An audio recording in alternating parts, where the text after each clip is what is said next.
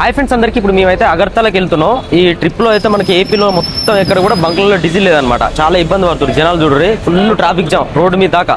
మొత్తం కొట్లాటలే అవుతున్నాయి. ఒక్కొక్క బండికి పెద్ద బండ్లకు 5,000, చిన్న బండ్లకు అయితే 1,000, 500, ఆటోలకు అయితే 300, 200 కొడుతుంది డీజిల్.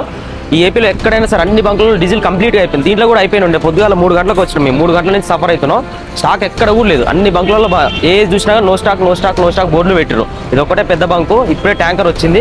ఆ ట్యాంకర్ దింపిన తర్వాత ఇక ఎగబడతానే ఉన్నారు. ఇక బంకుల ఇన్ఫర్మేషన్ వచ్చినట్టుంది. మొత్తం చుట్టుపక్కల జనాలందరూ ఈ బంకుల్లో ఉన్నారు. మొత్తం జామ్ అయిపోయినాయి. ఇక్కడ చూస్తే ఇక్కడ బండ్లు ఇంతాకనైతే మరీ దారుణంగా ఉండే. అమ్మో, మన వల్ల ఏడైతుందరా నాయన. ఈ ఎండలకి సస్తున్నాం. ఆ రన్నింగ్లో పోతున్నా గాలి వస్తుంది. జర ప్రశాంతంగా ఉంటుంది. ఏపీకి వచ్చేటోళ్ళు ప్రతి ఒక్కరు కూడా కార్లలో అక్కడనే తెలంగాణలోనే ఫుల్ చేయించుకొని వచ్చేది. ఇక్కడ సైడ్ నుంచి వస్తే ఒరిస్సాలో ఫుల్ చేయించుకొని వచ్చేసేది. ఎందుకంటే ఇది ఇక్కడ సైడ్ ఏడా డీజిల్ దొరకక ఇబ్బంది పడిపోతారు అనమాట. చాలా అంటే చాలా రిస్క్ పడుతున్నారు జనాలు అయితే.